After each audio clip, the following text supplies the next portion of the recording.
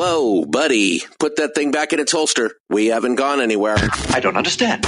Check out themichaeldukesshow.com for information on how to get access to the podcast.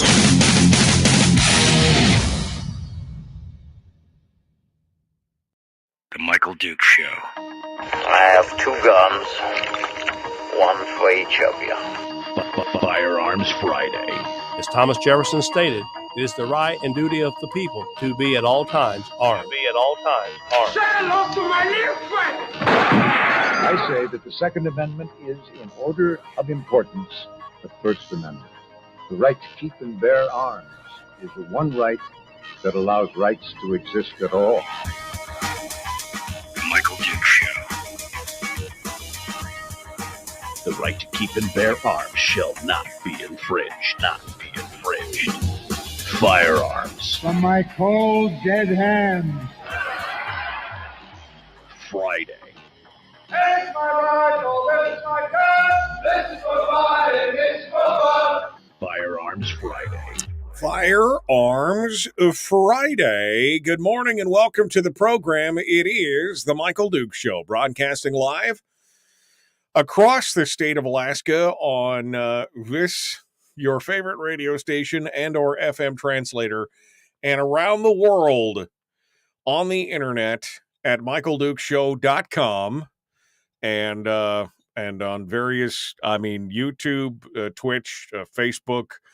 We're almost omnipresent. Wherever you go, there we are. That's what we're doing. We're jumping into it and hitting you with it every morning right here on the big radio program. Thanks for coming in and being part of it today. Friday is the one day a week where we dive into issues related to the Second Amendment of these United States and talk about guns and gun rights and everything else. It is we're ready to do it, and today is no different. Now, we were working on having Dr. John Lott on the program this morning. Unfortunately, he ended up having a conflicting appointment and we couldn't get him. So we're working on next week right now. It's important because Dr. Lott has a couple good new articles out talking specifically about defensive gun use and in specifics when it talks about what they are calling mass shootings. And he's got some very, very interesting statistics, I guess, and investigations that they've done, some research that they're pulling out here.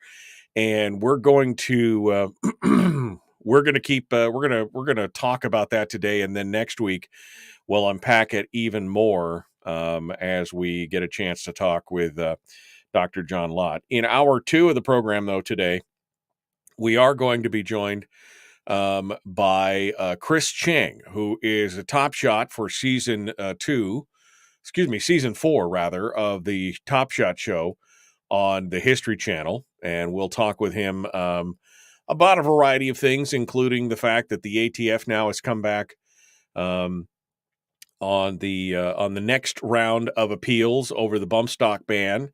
And the ATF has been victorious again in federal court. We'll talk about that before we get to Chris, but we'll discuss that with him as well. We'll also talk about the FBI stats. We'll talk about the challenges to the new ghost gun rule that was heard in federal court. We'll talk a little bit about the words of Whole Foods CEO, John McKay, who, you'd never thought you'd hear a headline that read something like Whole Foods CEO says Second Amendment liberties under threat from socialists. That's the headline. And you're not wrong. You are not wrong. There's some good stuff in there to talk about, and we'll dive into that here this morning with headlines and talk about some of the different things.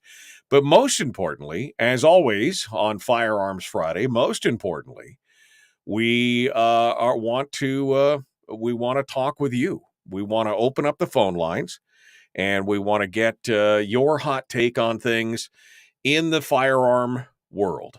And so we're going to go ahead and we're going to say it's gun Q&A pretty much all day, with the exception of Chris Cheng and Willie. We'll go ahead and do that. So let's open up the phone lines at 907-433-3150. 907-433-3150. We'd love to hear what you guys have to say about, well, pretty much anything today related to guns and firearms. It's been a while, and we didn't get a chance to talk to too many listeners this week on the phone. And as I've said in the past, that's really some of my favorite things, is to discuss just kind of what's on your mind. And really, that's what Firearms Friday is about. Firearms Friday is about sharing the info, sharing, getting more people to talk and think and discuss the Second Amendment and the gun culture. And so if we can demystify anything, if we can change people's minds or give them the information that they need to make a valid and a well-informed decision, then that's what we'll do. And that's what Firearms Friday is all about. So feel free to dial in and give us a call at 907-433-3150 if you want to get in the queue. And I'll interrupt pretty much whatever I'm doing to talk with you about whatever it is that you want to talk about, especially in light of the major challenges that we're seeing across the country right now to gun rights, as we continue to see some crazy stuff happening. And so feel free to dial us in. I want to say that this morning, as many mornings are, brought to you by your friends over there at Satellite West. You could find them at satellitewest.com. They are your marine communications specialists, and like I said, whether it's satellite, cellular, UHF, VHF, whether it's texting, whether it's calling, whether it's just locating yourself, whatever it is, Satellite West has access to it. It could be C-mail, which is the way to access your internet account when you're at sea or somewhere else. Maybe it's the mobile app. Maybe it's the bivy stick. Maybe it's the utilization of the Iridium satellite network. Whatever it is, Satellite West is here to bring you all the information that you need. Go check them out again at satellitewest.com. And we want to say thank you to them for sponsoring the program this morning. All right. So, did I get it? I think phone lines are open. Things are going well. That's all good. I think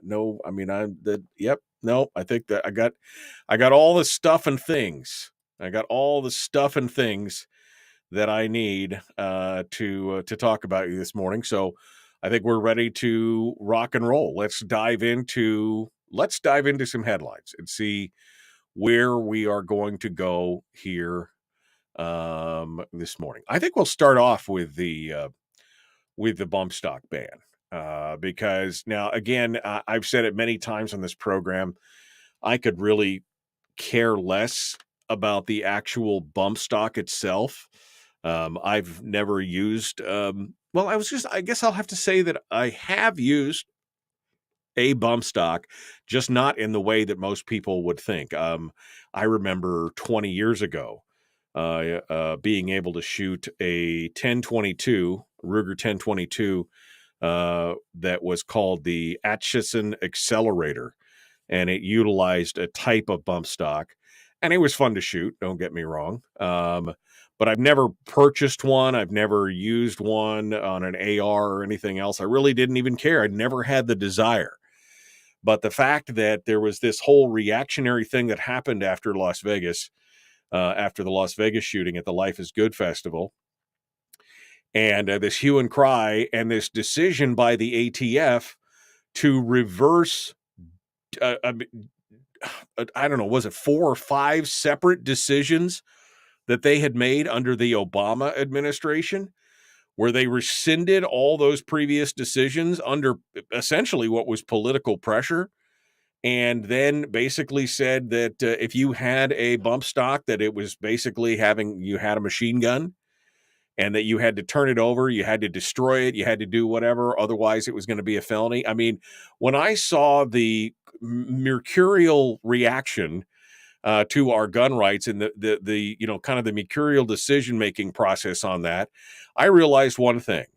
I may not have cared two whits about the bump stock, but I cared about the Second Amendment. And if they could do that to a bump stock, if they could make a decision on that, if they could override and overturn, I want to say that there were 3 separate determination letters from the from the ATF, if I recall, during the Obama years, determining that bump stocks were legal.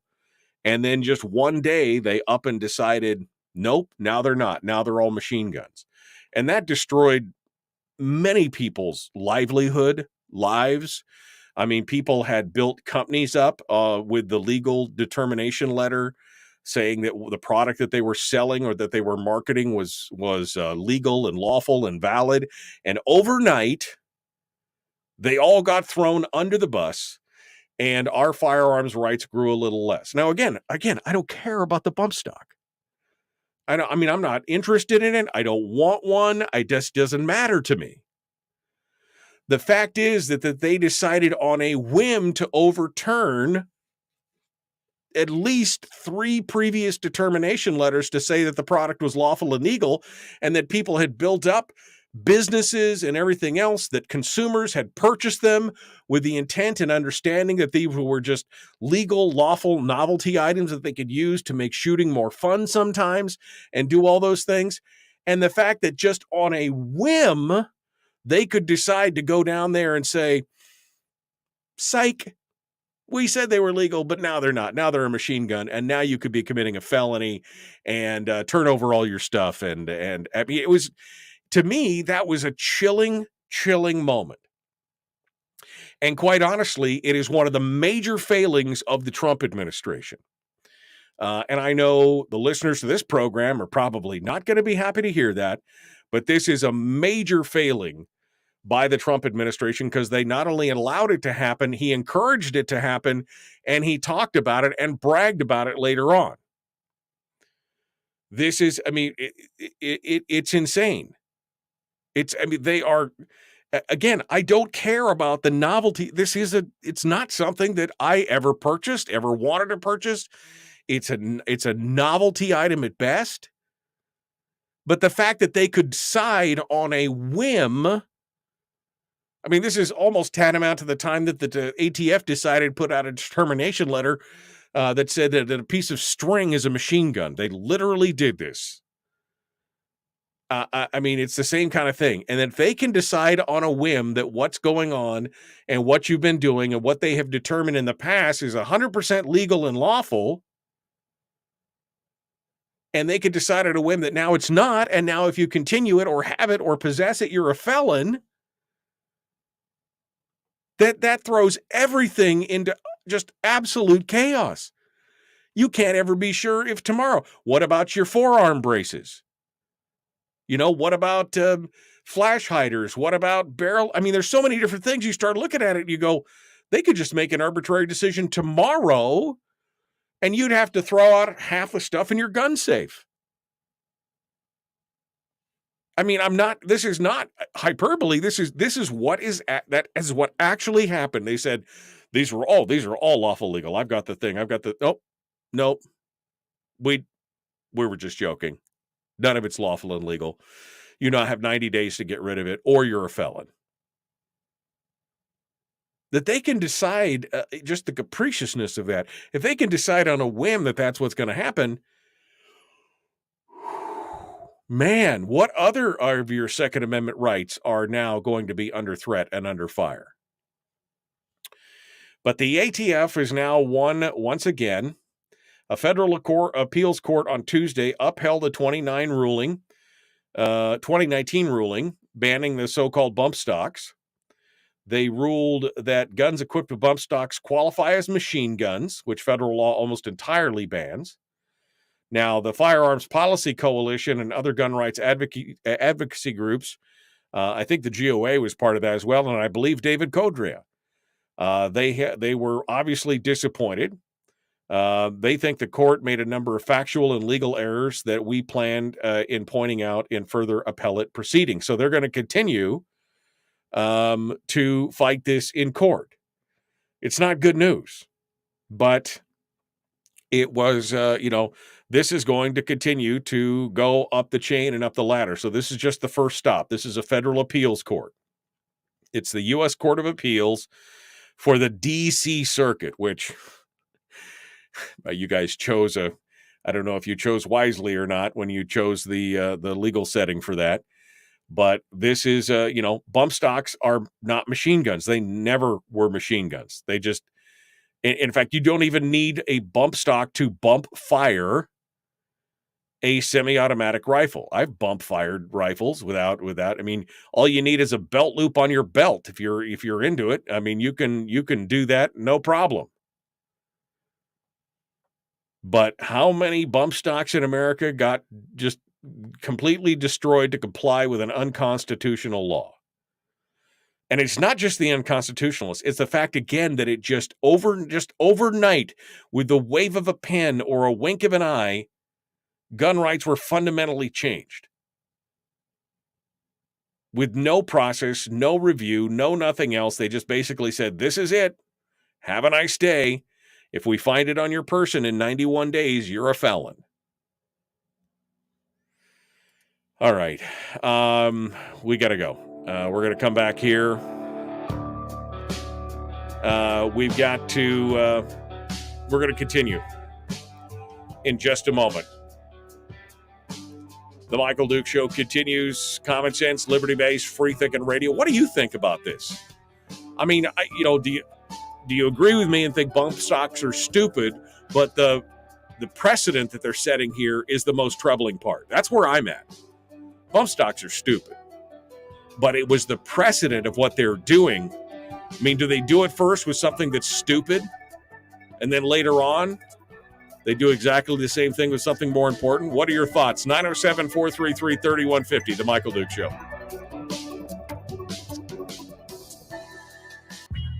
What is that?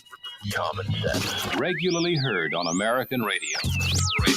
Michael Duke Show. Radio. Okay, we are... Why? Sorry. I got something in my system that just keeps messing with my stuff, my volume control. I don't know what it is. It's one piece of software in here that is just pissing me off. All right. So, good morning to you, my friends. How are you doing? How's life treating you? Love to hear what you guys have to say. Let me go over here and see what you guys have been talking about all morning long. Good morning. Brian is excited that he had the first comment in this morning. Going through some stuff. Did that rain wake you? It poured. No, I was dead asleep. I actually went to bed and laid in bed a little bit last night for a while before I finally fell asleep. So it was a little late when I did fall asleep, but no, I was gone by the time it was all due. You don't need a special stock to bump fire your gun. No, exactly. I mean, it was Chris from over on Twitch said that. That's exactly what I was saying. You don't need it to do it. You can use your belt loop. Bump stocks are junk, very inaccurate, as your finger must be in the right spot, etc., but shouldn't be banned. Again, if they can make an arbitrary decision about that, they can make an arbitrary decision about anything. The rule of law has been thrown out. ATF should declare pants machine guns. Exactly. If you're using the belt loop of your Levi's, maybe they should take Levi's to court. Take those belt loops out. Those are dangerous. I knew guys that had bump stocks that threw them away after they changed the law. I'm surprised they haven't gone after ammo. Well, there you go. That's the whole thing. All right. So how are you guys doing? Are you ready for Friday? I mean, I'm ready for I know it was a short week and I have no room to complain, but yeah, I'm ready for the weekend. I am ready for the weekend. Oh, I was going to show you. I've been working on some new stuff. I've been working on some new t-shirt concepts. Let me see if I can put all this here. I got that there. Desktop source over here. About that. Yep, there we go. Okay. So working on a new t-shirt.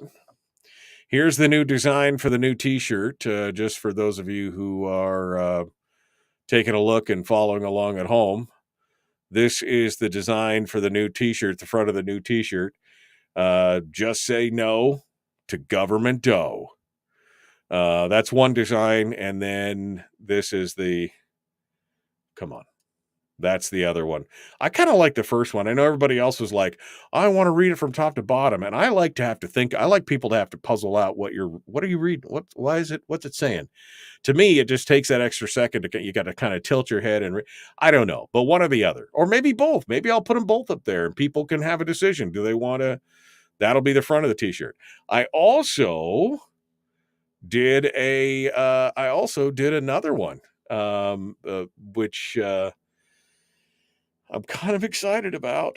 This one is pretty cool. This would be the front of the t-shirt and the back will have the show logo on it.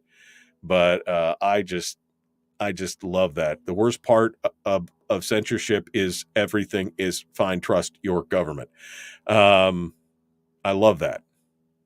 I just love that. Anyway, you guys can tell me what your thoughts are on that. And this one would have the show logo on the back. But I just thought that was an eye-catching classic right there. Anyway, you guys can tell me what you think of that. Tell me what you think in the chat room. I'd love to hear it. Love to hear it. All right. That's it. We got to go. We're going to run back into it. The Michael Duke Show. Common sense, liberty-based, free-thinking radio. Like and share. Let's get to it.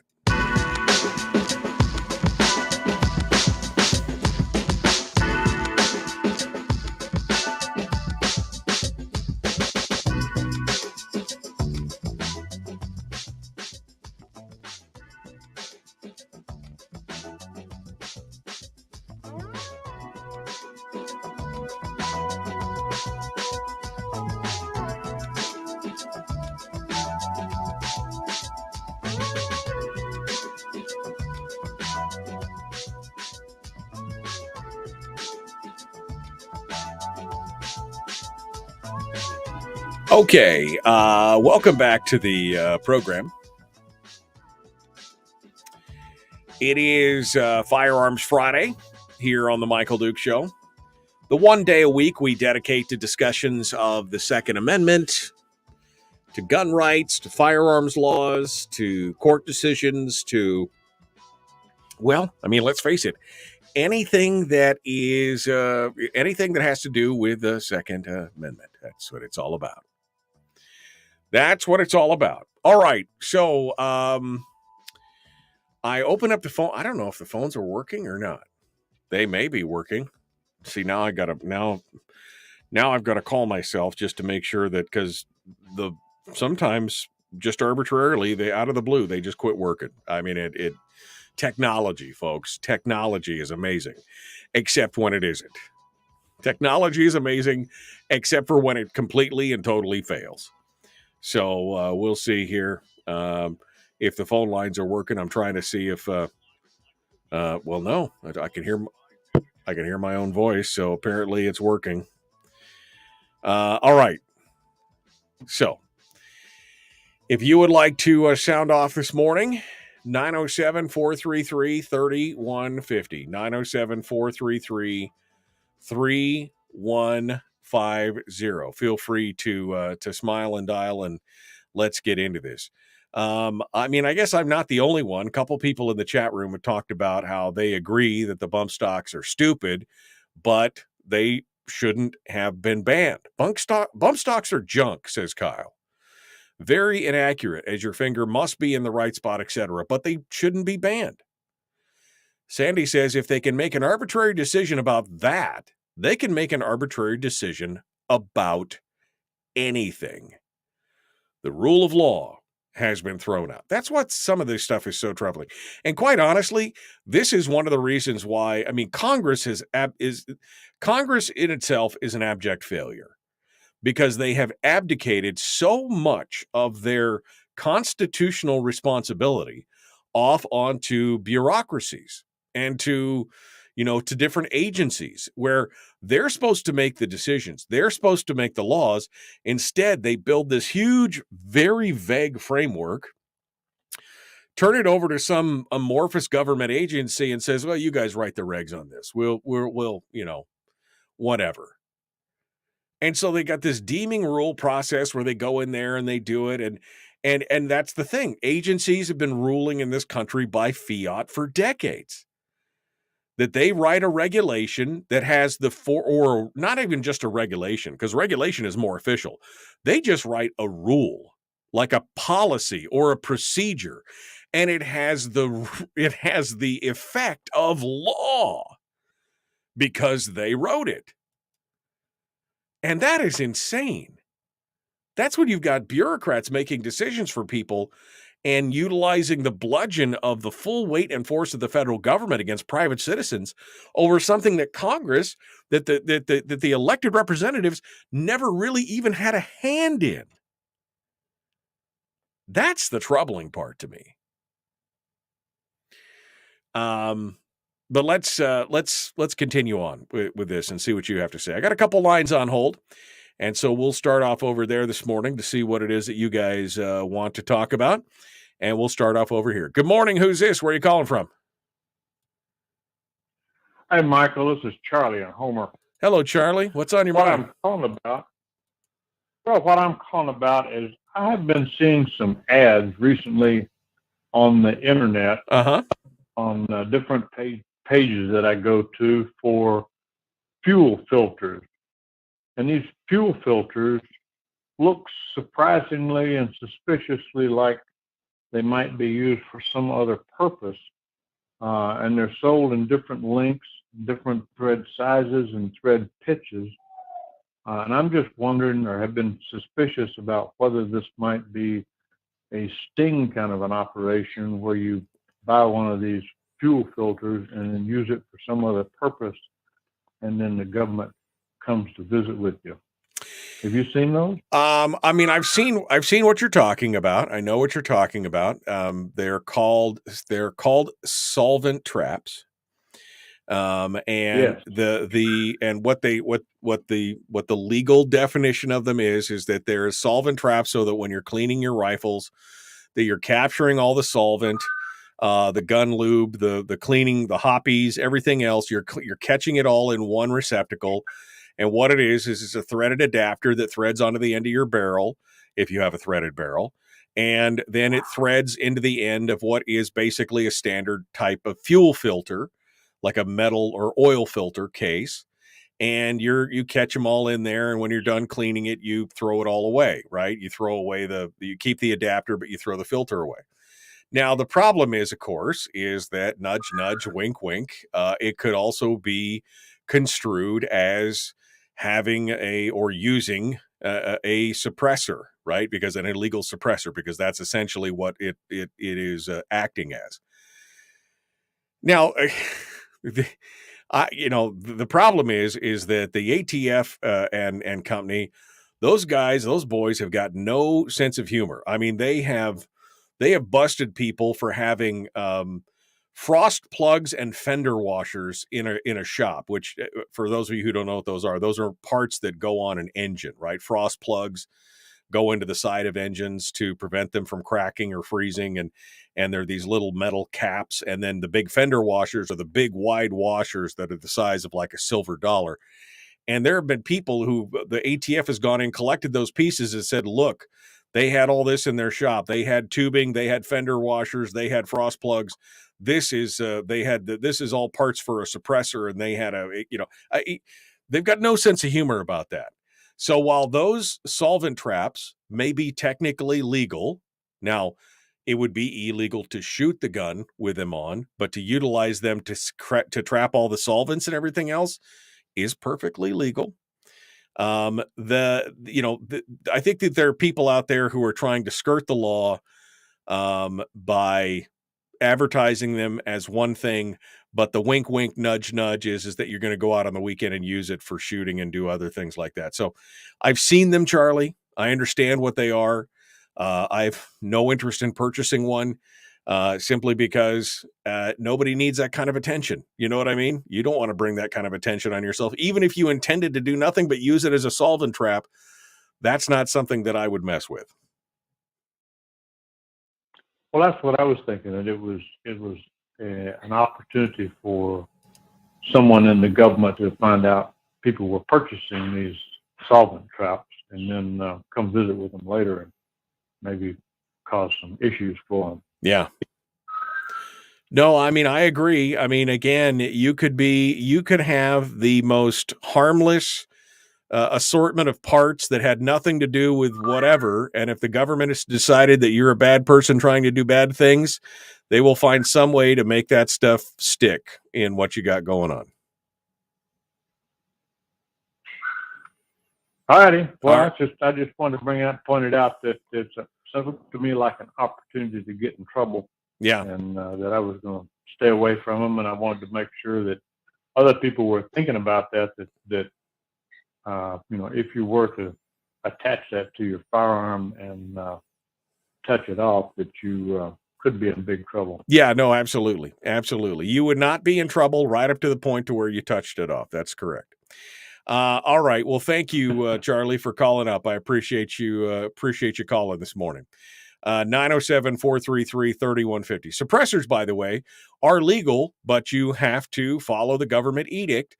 You have to fill out the form, the paperwork, pay the $200 tax stamp, wait the up to 10 months, I guess, to get approval from the ATF to do it, and then it can be transferred to you. But building your own suppressor or manufacturing or cobbing one together as a kind of an impromptu, that's all bad juju. That's a federal felony and years in prison and a big dollar fine. So don't do that. Yeah. Again, even the appearance of impropriety can raise the eyebrows of the 3-letter agencies that you don't want tromping around in your backyard. Let's go back over here to the phones. Good morning. Who's this? Where are you calling from? Hi, Michael. This is Bob from Fairbanks. Hello, Bob from Fairbanks. What's on your mind, sir? These 87 new IRS agents that the government's going to hire, right? Thanks to Joe Biden and the Democratic Party, these guys are going to be allowed to carry firearms. You hear about that? Yeah, no. They're not only be allowed to carry firearms. Part of the job description, which I saw yesterday on a post, said that they must be willing and able to utilize the firearms in defense of themselves or others and enforcement of law. Deadly force, too. That's what they said. Yeah. They said. Ain't that something? Well, I mean, it kind of raises the question of, I mean, why do you need 87,000 new armed agents for a revenue department? I mean, what's the point of that? This is not a law enforcement I mean, this is the Internal Revenue Service. What exactly, why do you need $700,000 worth of ammunition and $1 million worth of firearms and 87,000 new armed employees? What exactly is it that you're gearing up for is my question. Who knows? Yeah, I think we're living I think we're living underneath tyranny now. Well, I don't think we're living under tyranny, but I think we can see it from here. You know what I mean? That coming close, if not. Yeah, I mean, I'm asking questions. I mean, I'm just asking. I think that anybody, left, right, or center, should be asking the question: why do you need 87,000 new armed employees? What is the? What, I mean, again, you're creating a single division, 87,000 armed people who are told in the job description that they should be ready to use deadly force against citizens, obviously, since citizens are the ones that are dealing with this. I mean, why? I haven't seen any. Scary. Well, I haven't seen any justification for it. I mean, as to say that we're going after this or we're going after that. Has there been a need for armed IRS agents to go places? Is it just been a lacking thing? Why all of a sudden? Must be scared of something. Well, either that or they're prepping to do something that they know nobody's going to like and that people will resist. I don't know. I mean, I could come up with all kinds of weird, grandiose ideas, but I think that everybody, regardless of their political persuasion, should be asking themselves, why would, I wish the people of this country wake up. Well, I think some people are, and I'm hoping that it's soon enough and ready to go. Bob, thank you for your call this morning. I appreciate you calling in. That leaves all 4 lines open. If you'd like to sound off, we'd love to hear from you.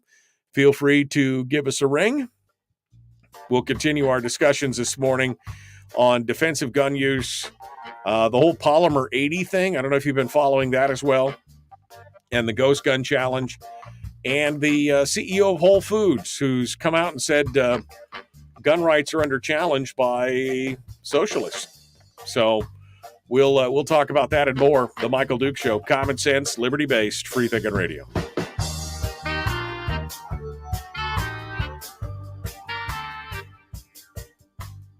We're broadcasting live through a series of tubes. Allowing all of these entities to provide streaming stuff going on the internet. Well, it's kind of hard to explain. Sorry. Streaming live every weekday morning on Facebook Live and MichaelDukesShow.com. Okay. Welcome back to the commercial break. Welcome back to the commercial break. Hi, how are you? So good to see you. So good to see you. All right.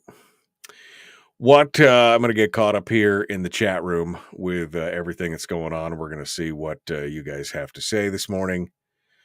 Let me go back over here to the chat room. The chat room. I agree that bump stocks, along with binary triggers and braces, are novelties. I would disagree that a binary trigger and a braces are novelties. A brace has a use, although, yeah, I mean, it's not being used properly by the majority of people who own them. But again, you're right. The right to have them, whether they're stupid or novelties or not, shall not be infringed. Patrick says that he liked the censorship T-shirt. I do too. I really love that. I got such a kick out of it. It was inspired by a T-shirt that I first saw from the Eskimo Libertarian. She was the first one that she actually posted a picture of herself wearing one that looked like it, and I just made it better. I put the right colors on it and did all that kind of stuff. I mean, I just love it. I just love it. So for those of you who missed it, I'll put a picture up here so you can see. I'm going to get a little bit of a clearer picture. You can see what it is that I was talking about there. There we go. Come on. Everything's working so slow this morning. Is it me or is everything slow this morning? Am I slow this morning? My save designs. Okay. Here we go. I'll get you a real clear indicator of what it looks like. Come here. Give me that. Right there. And can I zoom in? I can zoom in. Look at that. I zoomed in. So this is what it looks like, just so that you know. Wow, I got way too much stuff going on there. There we go. Put that right there. And there you go. That is the new T-shirt design. that I'm working on right now. That you could see everything is fine. Don't worry about it. I just dig that. And then of course it's got the beard logo on the back and everything else. But yeah, if you want to check it out, I'm gonna put it up on the. I'm gonna start putting these together, and I'm working on my website right now where you're gonna be able to buy everything straight from the website: t-shirts, coffees, mugs, whatever. That's on my weekend to-do list. I'm working on it right now, but I love this t-shirt. I really, really do. And so I wanted to give it a little splash of color. That's why I chose the green, because it complements the green in the logo on the back of the shirt, I thought. So anyway, you guys can tell me what you think of that. But I was pretty proud of that. Pretty darn proud of that. I like that a lot. Let's see. I just carry Brian says, I just carry a spare couch pillow as a suppressor. Yeah, I know, exactly. I'm going through. We have 20 women sign up for the handgun training this weekend. I'm an instructor and love to help out at the range coaching in Palmer. Oh yeah. Yeah. Good morning. Good morning, Kyle. Good morning, Kyle. Dale says, let's defund the police so the IRS can police the people. I know, really. We'll defund the police, but we'll also empower the IRS with 87,000 new armed, but wow. What? All right. Make sure that we all pose the question to the people running for office what their stance is on the 2A. Yeah, I mean, I think it's important to ask those questions for sure. You know where most of them stand already, so it's not like it's rocket surgery. Okay. Do we have anybody else on hold? I guess I should get I got 2 people on hold, so let's get their names because we're 30 seconds from returning to the air. Good morning. Who's this? Where are you calling from? Hey there. Good morning. This is John from Fairbanks. How you doing? Good, John. Hold the line. You'll be first up in the queue on here. I'll be right back to you. Don't go anywhere. Number 2, good morning. Who's this? Where are you calling from? Hello? Hello, caller. Are you there? All right, well, we'll put him back on hold. We got John and Fairbanks up on the line. We'll get things started. Folks, please like and share this video. Like and follow the show page. Subscribe, ring the bell on YouTube. Hit follow on Twitch. Do all the stuff. Let's get back to it. Here we go.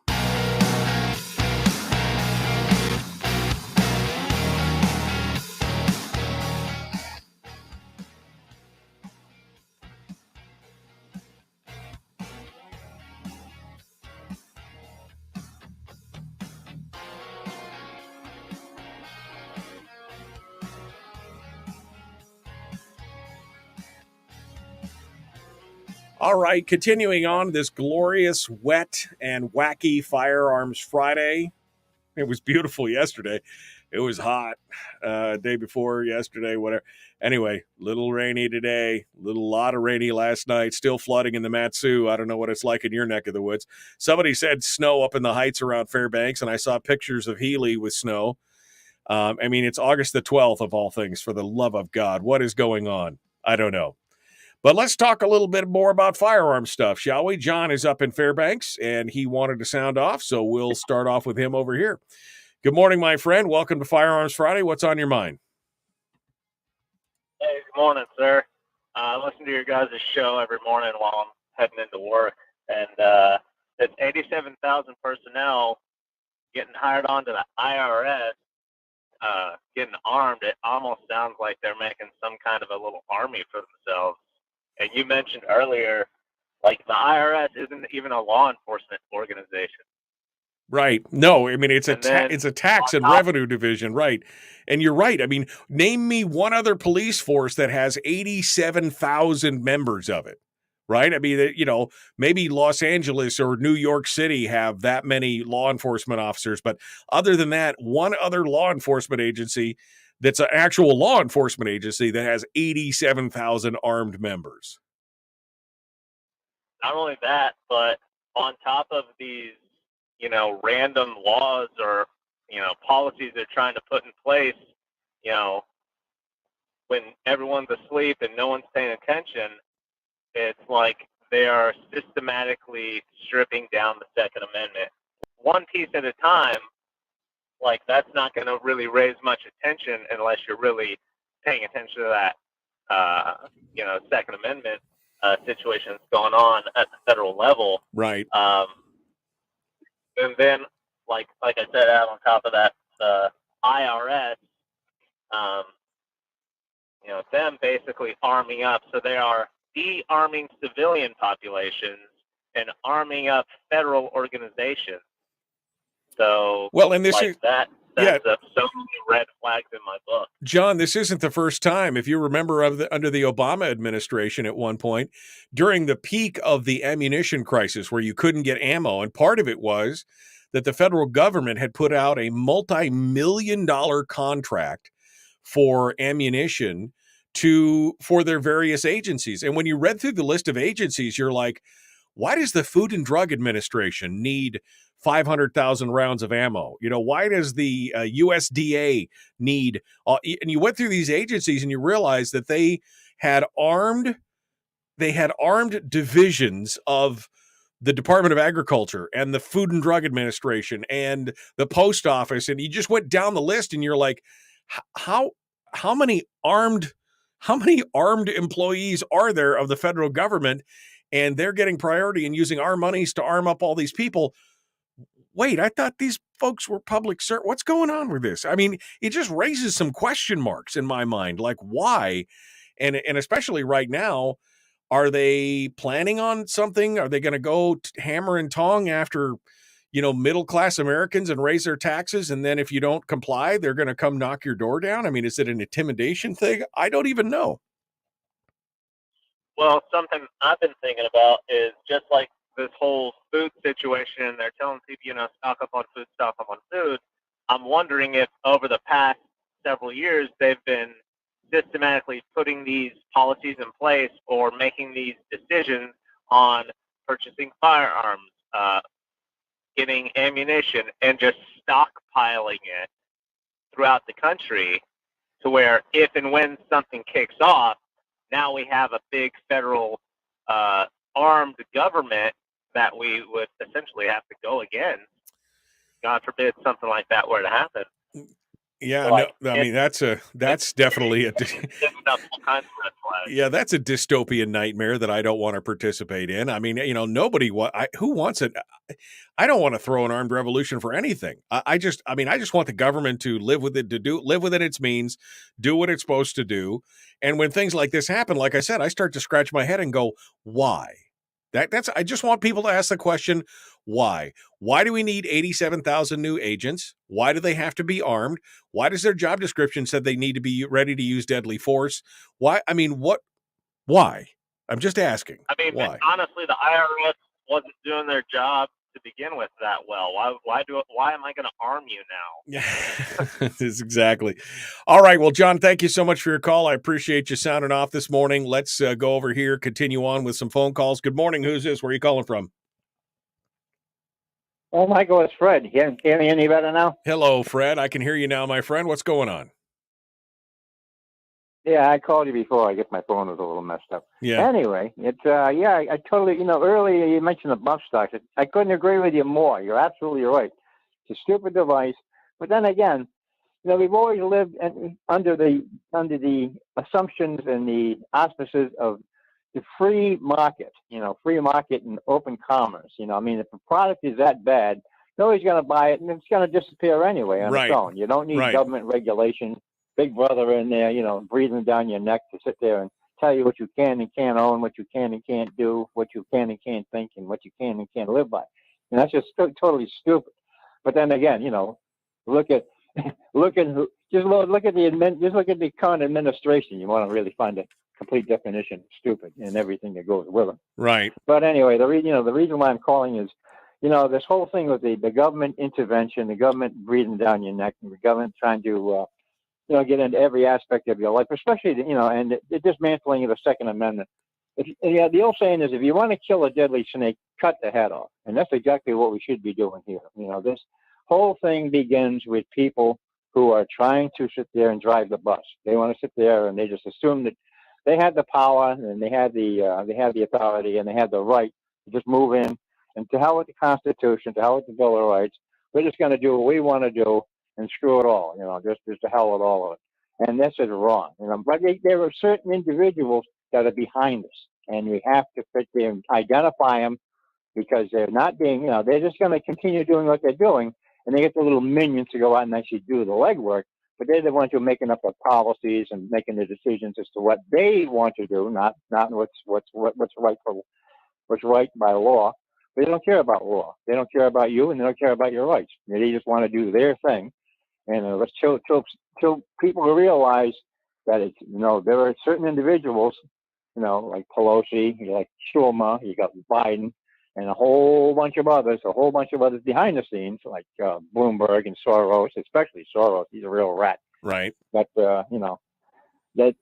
really got to identify the sources and drag them out. And I think that will solve a lot of problems right there. Once they know who the enemy is, then you know where to plan your attack and take it all back. Well, I mean, I agree with what John was saying earlier. It's incrementalism, right? I mean, it's the frog in the pot analogy. How do you keep the frog in the pot? You don't throw him in a pot of boiling water because he'll get scalded and hop right out. But if you make it lukewarm and then put him in it and then just crank it up a degree at a time, the next thing you know, he's cooked. And that's what I think we're dealing with here. In many of these instances, it's incrementalism. Final thoughts, Fred, here. I got less than a minute. Well, I think that it pretty much narrows it down. We got to find out who the enemy is, and then deal with them accordingly. Really. Public exposure, but they'd just be embarrassed to death. Really, that whole thing would just dry up overnight. I don't know. Once it came out as to who they are. Yeah, Fred, I don't know if I want to phrase it as the enemy, because I mean I think that has some negative connotations. I mean, these are people that we disagree with. They may have a different plan. I don't know if I want to use the word enemy for a variety of reasons, but mostly because I think we just need to know where our freedoms are being taken from, where they're being infringed, and we need to fight back on that. I'm leery to use sometimes I'm weary to use charged language because I don't want to lose people in the middle who may or just, we're trying to educate them on this. So anyway, thank you, Fred, for your call. I appreciate you calling in and joining us. I got 2 lines on hold.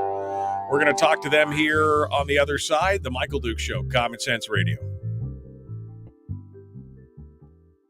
All right, I got 2 lines on hold. I'm going to talk to both of you here in just a hot second. I'm going to get your names and see if you're going to stick with us through the top of the hour break. We'll go over here first. Good morning. Who's this? Where are you calling from? Jeremy and Casilla. Okay, Jeremy, are you going to hold with me through the break here?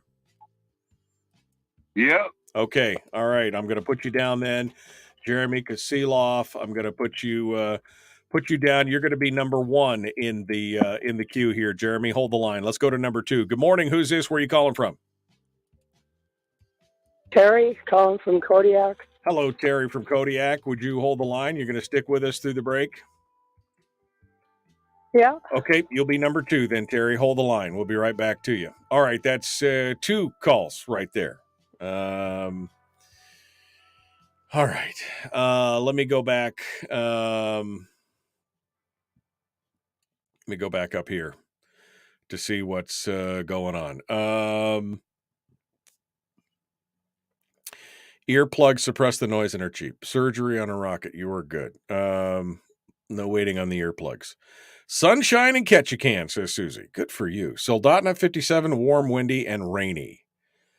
One bit of good news is Alaska has finally done away with a front license plate, passed into law yesterday. Yeah, and that's good stuff. I think, it may be a minor victory, but it's a victory nonetheless. Check out independent investigative journalist Mel K. I don't know who that is. I don't know who that is. I'll have to find it out. Hold on a second.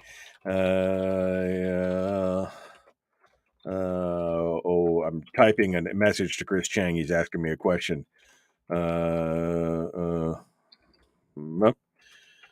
Right there. Okay. Okay. So we'll jump into that. And I could say feel free to join anytime after 7:10. Okay. 8:10 PST. Okay. All right. Sorry. All right. Let's get back into it here. Brian says, he's quoting Obama here. We cannot continue to rely on our military in order to achieve the national security objectives we set. We've got to have a civilian national security force that's just as powerful, just as strong, just as well funded. Yeah, those kind of comments always made me like, what? I don't know exactly I don't know exactly what's going on there, but I'm not too thrilled about it. That's for sure. Good morning. On the other hand, federal agencies are notoriously poor custodians of consumables such as ammunition. Let me just post this up here. Imagine some little old bureaucrat selling a couple of cases of ammo to make a nice Christmas for his kids. Our hookers are below. It could take years before it was accounted for. That's true. That's 100% true as well. There's a Mike Shower, Kevin McCabe event going on in Healy tonight. Okay. All right. The District 35 endorsed Click Bishop and Elijah.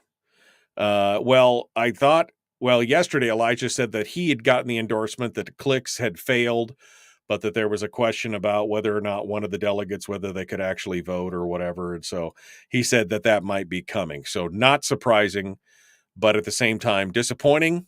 Absolutely disappointing if that's the case. All right. We got a couple lines on hold. Oh, we got a new caller on hold too. Let's see them real quick, who they are and where they're calling from. Good morning. Who's this? Where are you calling from? It's Mike Brady from Vegas. Okay, Brady. Well, your phone is like jacked up, man. All I can hear is I can hear garbly, and you're third in the queue. So I'll tell you what. Why don't you drive for a little bit or do whatever you're doing and call me back, because your phone is trash right now, my friend. So call me back. You're third up in the queue at this point. I'll put you on hold just in case it clears up.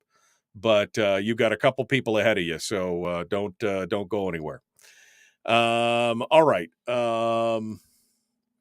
I'm still jacked up about these T-shirts. I'm still loving this tee. And the new one, of course, is this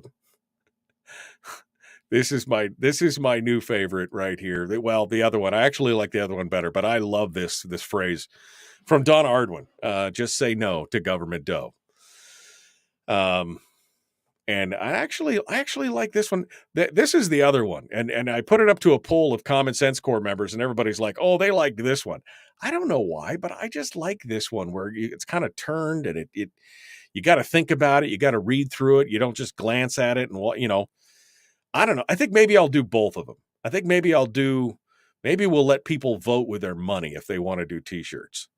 They still need a little bit of tweaking and spacing and everything else. These are just like mock-ups, but I don't know. I think I like the first one, but we'll see what's going on here.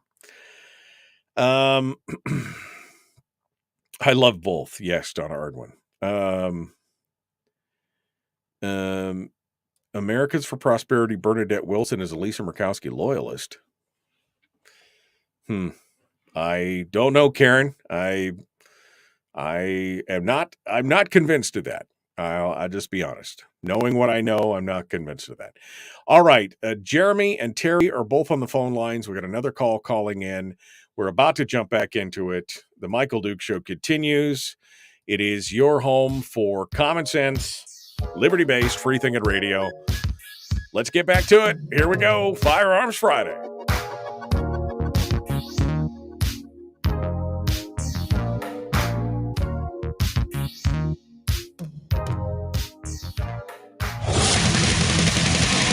Whoa, buddy, put that thing back in its holster. We haven't gone anywhere. I don't understand. Check out the MichaelDukesShow.com for information on how to get access to the podcast.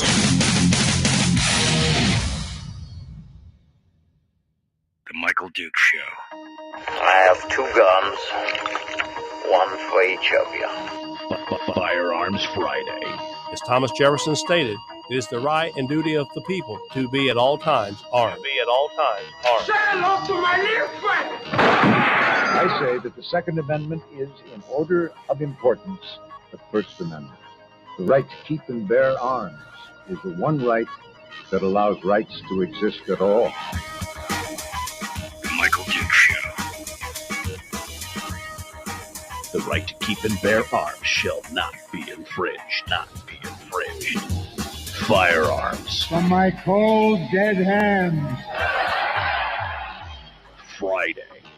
Take my rifle, this is my gun. This is for fighting, this is for fun. Firearms Friday. Firearms Friday, your chance to sound off on issues of a 2A nature right here on the Michael Dukes Show. We've got open line, open forum today. It's gun Q&A all day is what we like to call it. All the talk all the day long about firearms and gun rights and gun laws and everything else. That's what Friday's dedicated to.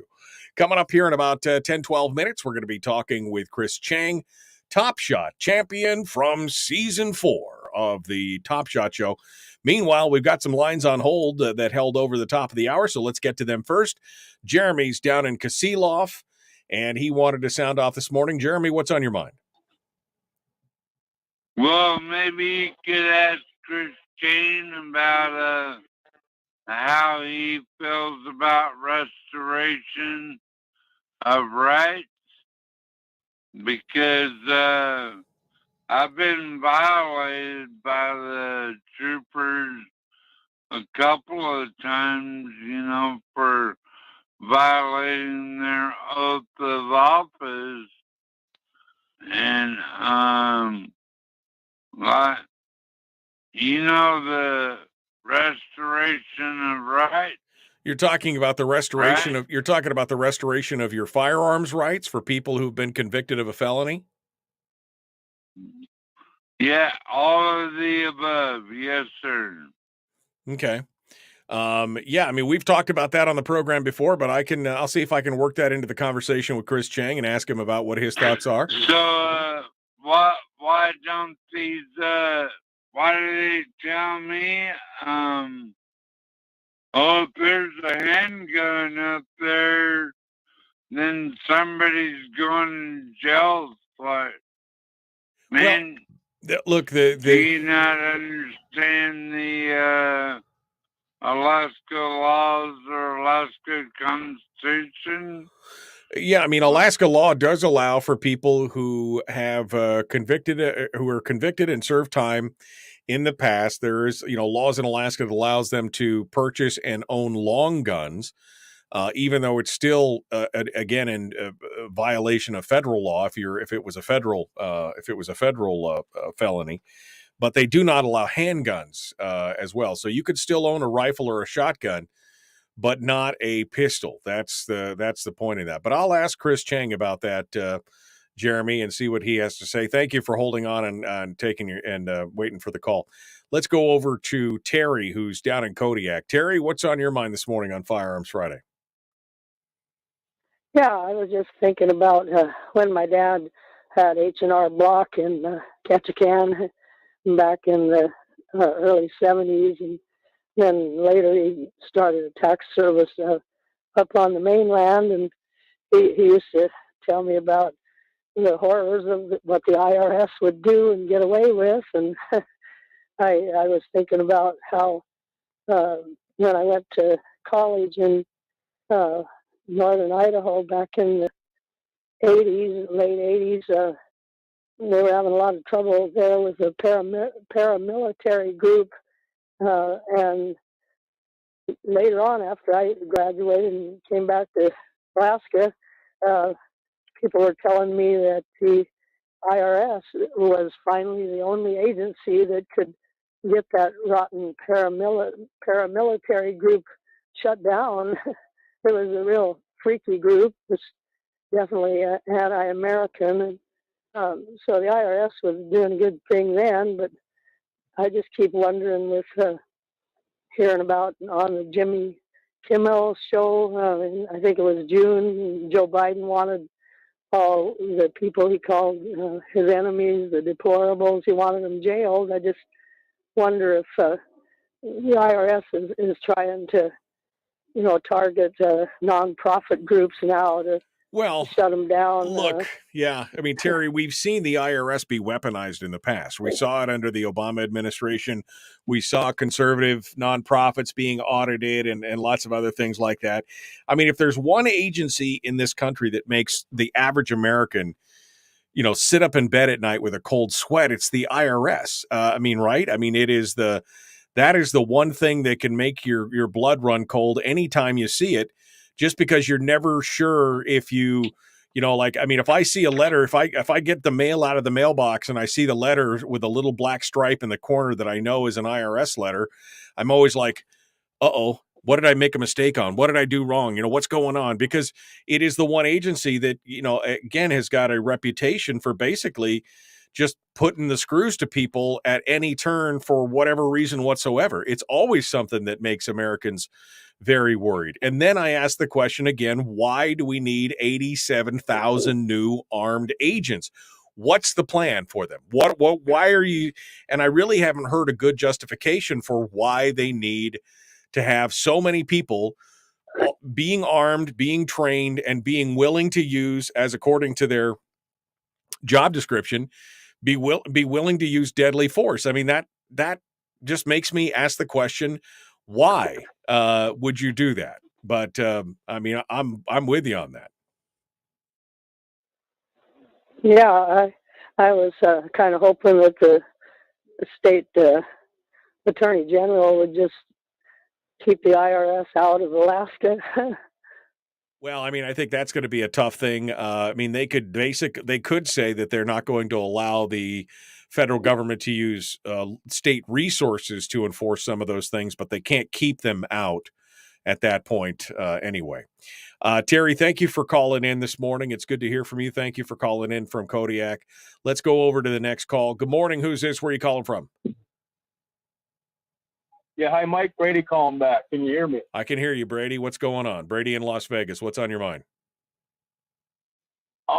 We got some epic flooding here. It's not making the news. I'm actually by Arizona, by the west rim of the canyon, and we got 3 inches of rain in 1 hour. So I am all in favor of global warming. I love it. I think it's the best thing that's ever happened. It's so warming out, it's causing rain. The science can't figure it out. I love it. Anyways, you talked about the Mandalay shooting back here in Vegas. I happen to be within 1 mile. I live within 2 miles of Mandalay Bay here right now. Mm-hmm. And I was very happy that guy used the bump stock.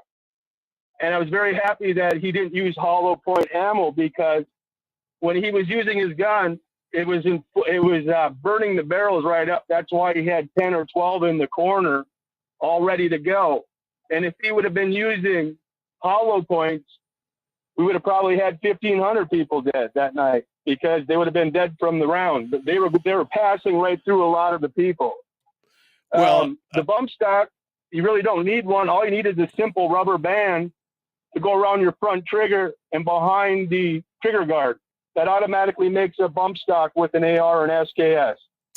Or an AK. Right. I mean, this is something. This is something we talked about. I mean, a bump stock, again, is a novelty item. You don't need it to actually function. You can bump pretty much almost any semi-automatic rifle at that point if you do it right. But I mean, I don't know if I would say that I'm glad that he used certain things. I mean, it's a tragedy, but I mean, it definitely could have been worse if he had used different equipment. If of all the things that had to be singled out, if the bump stock is the one thing, then I guess that is a positive in some way. But the problem is, again, Brady, is what really appalled me about this was not that I care anything about bump stocks. The fact is that they had made legal determinations multiple times that the bump stock was legal, and then just overnight they arbitrarily decided that the bump stock was no longer just no longer legal, that everybody who owned one could be a felon, that all these companies that were manufacturing them and distributing them could be I mean, that's what bothered me more than anything else. Well, one thing you're talking about that, how they can ban stuff, but what the Democrats' goal is to go after the manufacturers of the gun like they did after Remington, after the Sandy Hook shooting. They bankrupted that company. That's their true goal. They just don't want any guns produced anymore. They'd rather give them to the Taliban and the Ukrainian neo-Nazis. They love arming them. They love arming the Taliban, and they love taking American weapons away from us. Yeah. So right now we're at a stage of war with our own government. It's militia time, baby. Arm up. Lock and load, baby. Well, I mean, look, I think that there's plenty of Americans who are armed out there. And I mean, I definitely recommend that if you have an interest in firearms, you get one now, and you get the training and you get the ammunition and everything you need, just because, you don't know what tomorrow could bring as far as laws. But you're right. It's ironic that the government is out there arming everybody from jihadis to terrorists to questionable actors, and at the same time demanding that they strip everything away from American citizens. I agree with that, Brady. Thank you for your call. Let's go over here. One final call before we go to break. Good morning. Who's this? Where are you calling from?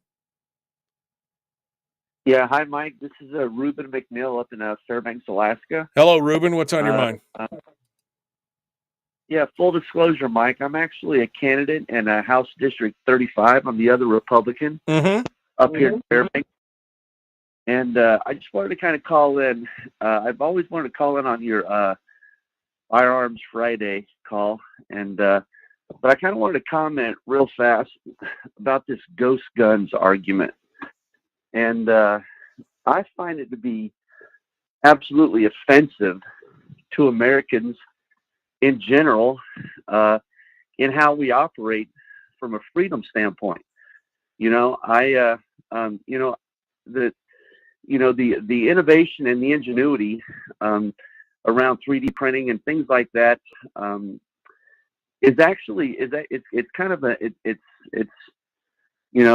it's what Americans do, to engage in their Second Amendment right, but it's also how they operate in the market that is here, the expense in buying guns and whatnot, and trying to control that and work with that and still enjoy their Second Amendment right. And when the government, does things like this and labels it a ghost gun and then blames these shootings and whatnot on a material, a material thing, right? Because it doesn't have a serial number, makes me crazy, Mike. Just makes me absolutely crazy. Yeah, I mean, look, the number of ghost guns that have been used in crimes is minuscule. I mean, vanishingly small. And yet they act like it's the next best, it's the next biggest thing, and it's being used daily to kill people and everything else with no back. They make it sound scary, therefore they get the public to go along with it. Well, you put a serial number on a gun, and it doesn't make it less dangerous in the hands of someone that wants to kill another person. I mean, it makes me crazy. It's just more control over the citizenry in regards to a cherished Second Amendment right. Right. As a candidate, I'm a staunch Second Amendment supporter, and it's not because I like to hunt. Right. The bump stocks, I've never used one. I've seen them in action. They affect accuracy, which is why I don't use them or why I've never pursued them. I mean, my whole point of enjoying the sport of shooting is for accuracy. I like to hunt and stuff, but it's, all of these laws and all of these attempts going forward that's ramping up sets precedent upon precedent upon precedent for them to go further and further and further. Right. And the American people need to stand up, recognize what's going on, identify the allies in this fight, and Right. and put these people in positions of power, Mike. Right. Well, and that's all I want to say. Ruben, I mean, look, I agree with you. This goes back to what we were talking about earlier, which is incrementalism. It's the frog in the pot. It's the little things. It's the, a little taking here, a little taking there. Pretty soon, you didn't realize that all those things were taken away. And I agree with you. We need to be paying attention to those things. Ruben, I got to go. Thank you for your call. I appreciate it. We're going to continue here in just a hot second. Chris Cheng, TopShot champion from season 4, will be joining us, author of the book Shoot to Win. We're going to continue and pick things up with him here in just a hot minute. The Michael Duke Show. Common sense, liberty-based, free-thinking radio. Streaming live every weekday morning on Facebook Live and MichaelDukesShow.com. Okay, we're in the break right now, and I see that my brother Chris Cheng is in the room and ready to go. Let's get him, bring him on board. Look at this. We're doing a new thing. Hey, how are you? How are you doing, my friend? How's life treating you? No complaints, man. It's I don't know. It's life is good. Life is good. And look at this. Yeah, I popped for, I got some new stuff, and then I started using StreamYard to multicast and everything else. And there's all kinds of bells and whistles here that are, it's kind of cool. It's kind of cool. We've been using it with a lot of the local candidates and everything. So welcome to the new version of the show. We appreciate you coming on board here this morning. Love it. Yeah, no, it's love it. And you said you've used this StreamYard stuff before. I think this is the way to go. I'm pretty excited about what they can do here with this. So it's going to be good. So Chris, I've got you up here. If you'll hold the line for me for just a hot second, we'll be right back to you, and we're going to pick it up. Anything specifically you want to hit on today, Chris, before I jump into this? I think August is National Shooting Sports Month. And so this is a industry-wide effort to get new shooters and current gun owners out to the range. So yeah, I'd love to talk a little bit about that. Sure, absolutely. I'd like to talk a little bit with you too about the ghost gun thing and the new challenges that are going on to that. And we could talk about pretty much anything else at this point as well. So we'll get back into this. So Chris Cheng, hold the line. I'll be right back to you. Chris Cheng, TopShot champion, season 4. Author of the book Shoot to Win. We're going to continue him. All right, we're going to close the phone lines for now, and we're going to lock it in because we've got Chris Cheng, and then we're going to be doing Willie Waffle for the end of the day. That's just to kind of lighten things up for our entertainment report. We're going to talk about, I think we're going to talk about some shoot 'em up movies too, which is still kind of in the Firearms Friday vein. Not too bad. Anybody else see the new John Wick 4 trailer that came out last week? The gun fu is strong in that movie. That's going to be fun stuff.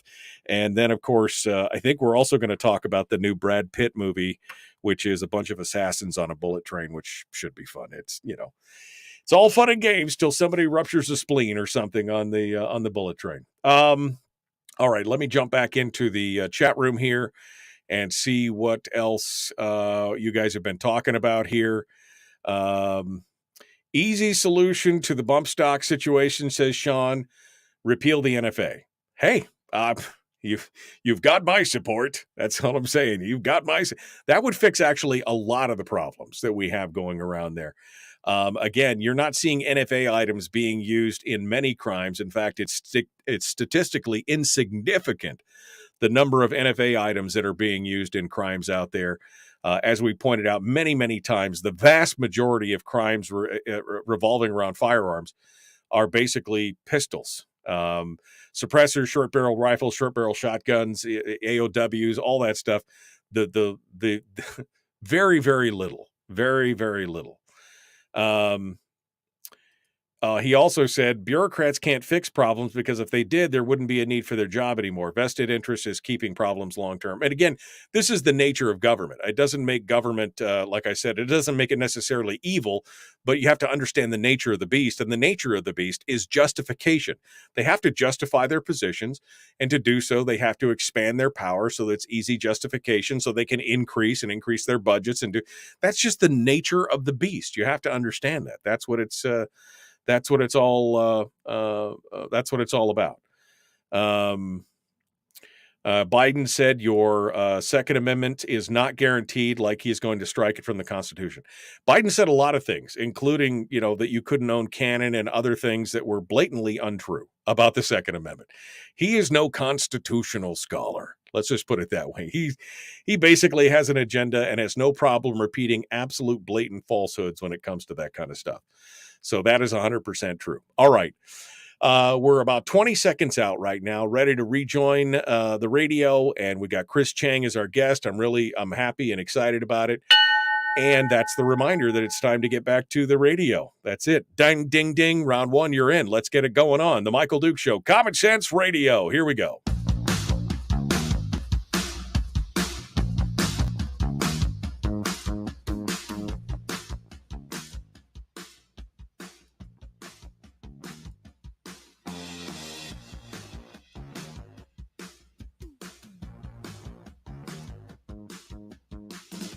All right, we're continuing now. Firearms Friday. Our guest for today is Chris Cheng, TopShot champion from season 4 of the show TopShot. He joins us this morning live from the Bay Area, giving us a little bit of a rundown of what he sees from the People's Republic of California and what's going on down there. Good morning, my friend. How's life in your world? Yeah, things have been wonderful and a lot of exciting stuff going on. And yeah, happy to be here with your listeners today. Well, and you were just talking about what you wanted to talk about, and Shooting Sports Month. I mean, we're ready to go. What's on your plate today? What's on your mind? Give us some thoughts for you before I dive into my stuff. Yeah, so August is National Shooting Sports Month, which is a firearms industry initiative designed to get people out to the range. And whether you're a new shooter or a current gun owner, the idea is to get out there and practice, train, shoot, have a great time. And it's I think this is the 4th year that National Shooting Sports Month has been a thing. And so every year there's just more and more people who are, going out to either learn how to shoot or go and train. And it's also combined with the +1 movement, which is all about bringing a +1, whether that's your friend, your significant other, a colleague, bring them to the range. And because we know if we're going to preserve our Second Amendment rights, we have to be thinking about not just growing the pie, right, and bringing more people into the firearms space, but we also have to be thinking about the future, right? So this is about training younger folks, right, getting them interested and involved, in our Second Amendment rights. And maybe it's not always about the Second Amendment, right? For some new shooters, right? Oftentimes it's just simply about the joy of going out to learn how to shoot, being with friends and family and loved ones. And obviously then the self-defense, personal protection angle, right, is another great reason and valid reason, right, that many people come to learn how to shoot. So yeah, August is National Shooting Sports Month. I want to highly encourage everybody to get out to the range and bring someone with you. It's interesting to watch when you bring somebody to the range. It can make more of a difference than hours worth of argument and discussion. You simply put a small caliber revolver or rifle in somebody's hands for the first time, and you allow them to shoot it. You overcome some of that innate fear that they have because they've been watching the news media for years, right? And all of a sudden they realize that this is a lot of fun. You make a little steel ring, you shoot a few bottles, you hit some bullseyes on a target, you show them how easy and how fun it is, and all of a sudden you can convert people that you never would have converted in your life before. It's an amazing opportunity. The +1 is definitely the biggest part of this movement right now. Indeed. And, last week I was in Detroit, Michigan at a really incredible event. It was free firearms training for women. And my friend Rick Ector, who's held this event over the past 11 years, there were over 1,000 women who came over the weekend for free firearms training. I was one of many firearms instructors who volunteered our time. The ammunition was donated, the range lanes were donated, the firearm rentals, all donated. It was this great community effort, right, where we all came together and helped empower and train over 1,000 women for free. And like you said, there were a lot of women who, had never shot before, and they were, scared for a variety of reasons. But after they learned how to safely handle and shoot, those fears turned to smiles, and it's just right. It's a very game-changing moment, right, to see someone learn how to safely use a firearm. Yeah, and that's what Firearms Friday grew out of a need to try and demystify the firearm. To try and counteract some of the narrative that you heard in the news media and the mainstream entertainment industry and things about guns and danger. And, Bobby was such a good kid till somebody handed him a gun, and then he became deranged, kind of thing. And you're like, it's a tool like any other. You show them, it could be fun. You could have a good time using woodworking tools. You could have a good time going shooting. Either one. They're dangerous tools, but it definitely is. It's good to see, and I'm glad the National Shooting Sports Foundation has done that. Now, you've been a spokesperson for the NSSF in the past. That was part of the deal with TopShot. You came out, you became part of their spokesperson group. That led to other things. I mean, where are you at these days? What's going on in Chris Cheng's life as far as firearms? Yeah, I mean, for me, firearms, suicide prevention is a huge focus for me. And, this is about, being a gay American. I'm very well aware of marginalized communities and that feeling of, being marginalized and feeling marginalized, and, mental health, right? And those who are having and going through mental health crises, those are people that don't get enough of our attention, right? And so, when we talk about the number of deaths in our country every year, there's about 40,000 Americans who die by a firearm every year. 2/3 of those are suicides. And until about 8 years ago, no one in the firearms industry was really talking about this. There was no plan and no action plan, right, to tackle and reduce the suicide rate by firearm.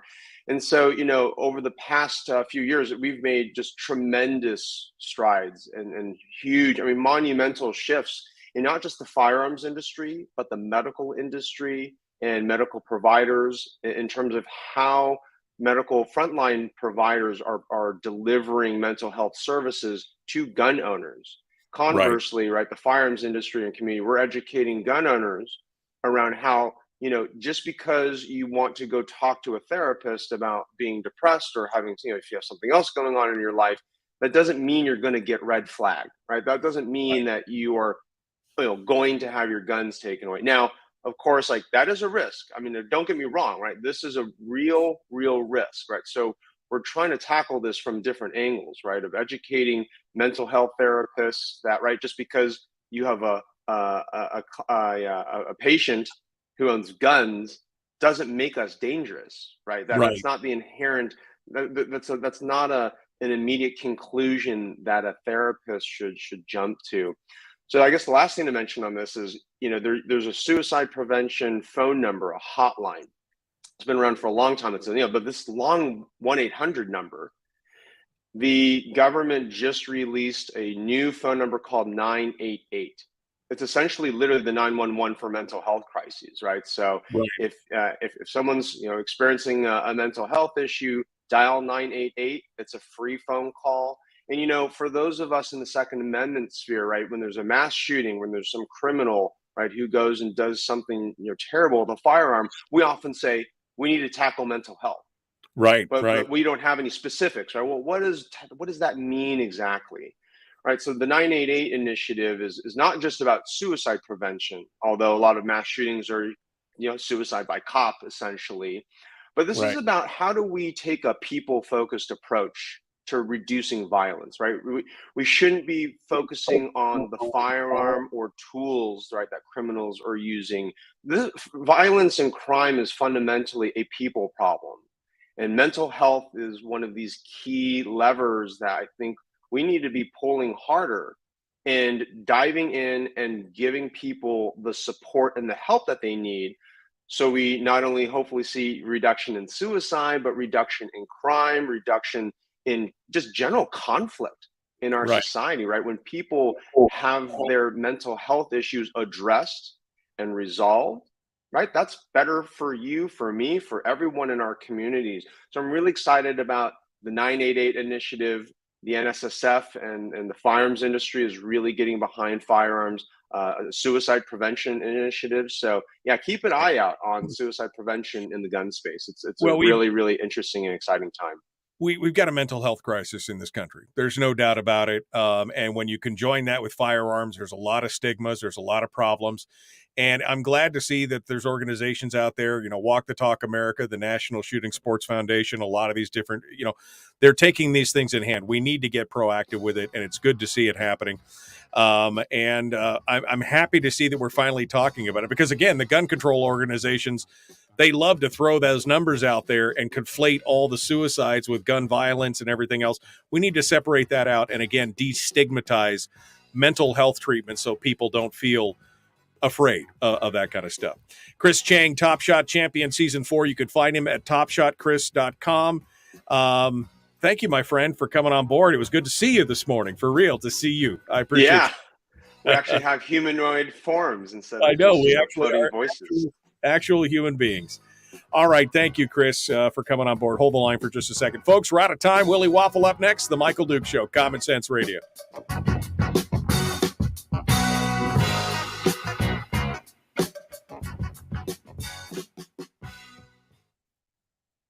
All right, we're in the break right now. Chris, I just wanted to, again, give you a second bite at the apple in case there was anything else we missed that you wanted to talk. We had a little short this morning, but and again, since I can see you and we can chat, I just wanted to give you a chance to follow up on anything that you wanted to say there. Well, I guess on a very lighthearted note, there's a new book that just came out. It's Heat 2.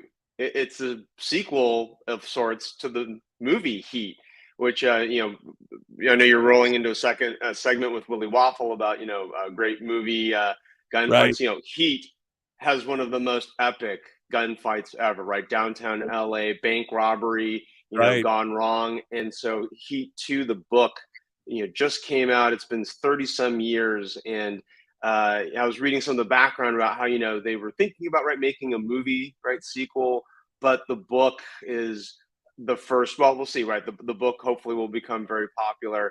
And so far, I've been reading it. The first quarter of the book is awesome. So it's amazing. Yeah. If you were a fan of Heat the movie, check out Heat 2 the book, and have fun. Have you caught Chris Pratt's The Terminal List yet on Amazon? Yeah, I gotta be frank. I did not like it.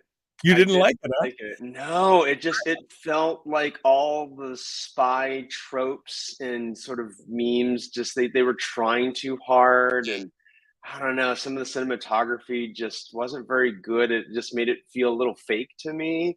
Maybe I'm in the minority, but I'm not a fan of The Terminal List.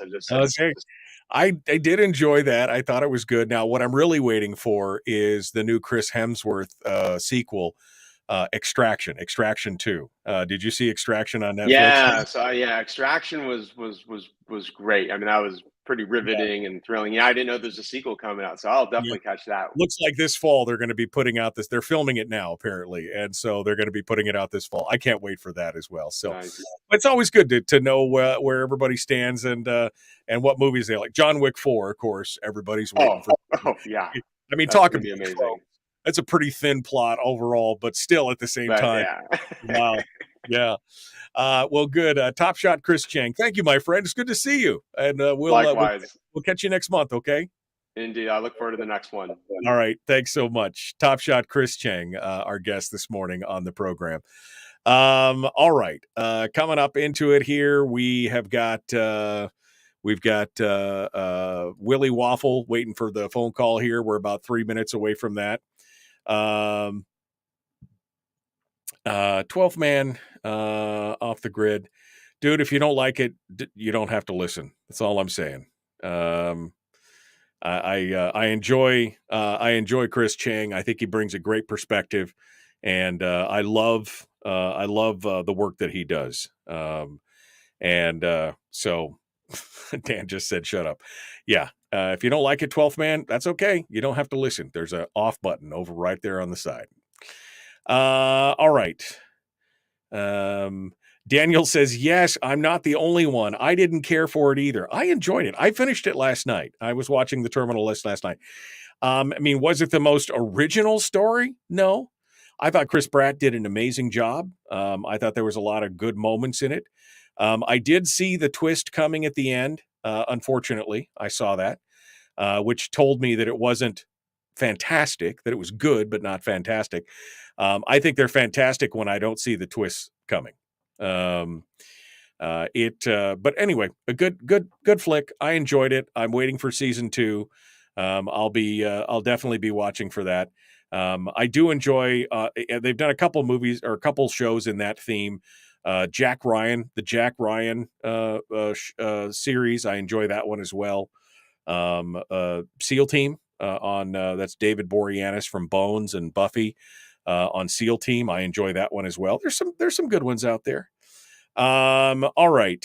What else? I spent 23 years in the Navy. I'm familiar with the firearms, but after going through point blank, this is Tawny talking about when he was saying 1,000 women got their training. He said, she said, I spent 23 years in the Navy. I was familiar with firearms, but after going through point blank's women's training class, feel and believe in my capabilities to a greater degree.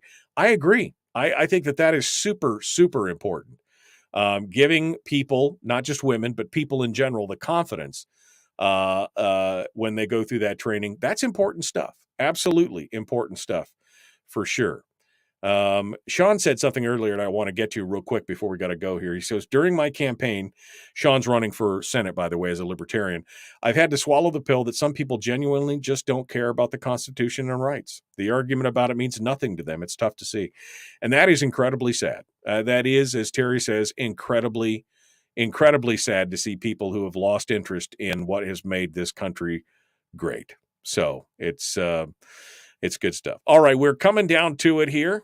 We are about to jump into it. My phone is buzzing, and we're ready to go. We've got Willie Waffle from wafflemovies.com coming up. We're going to jump right into it. The Michael Dukes Show. Common sense, liberty-based, free-thinking radio. Like and share, like and follow, subscribe, ring the bell, do all the things on all the channels, YouTube and Facebook and Twitch. Here we go.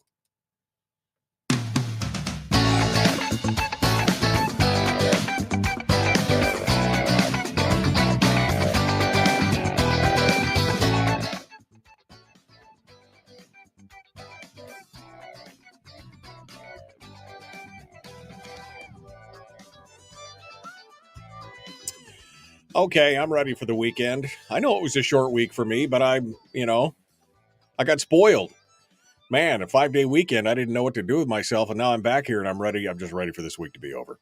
Willie Waffle, wafflemovies.com, comes in every week to give us the rundown on everything that's related to the good stuff. The movies, the entertainment news, the streaming services, you name it, he's going to give it to us. So let's get started here. Good morning, my friend. How are you? Well, good morning. And we all know when you do work, you do the work of 10 men, my friend. That is true. So, you are tired. You have hit the weekend. That's right. Before everybody else. I am the size of 2 men, but I do the work of 10. So that's how it works around here. All right. Well, we're going to pick up from some of the stuff we missed last week because I had that unexpected, for you anyway, vacation. I'd forgotten to tell Willie that I was going to be gone. Sorry, Willie. He's calling me, and is like, oh yeah, sorry, buddy, I forgot to tell you.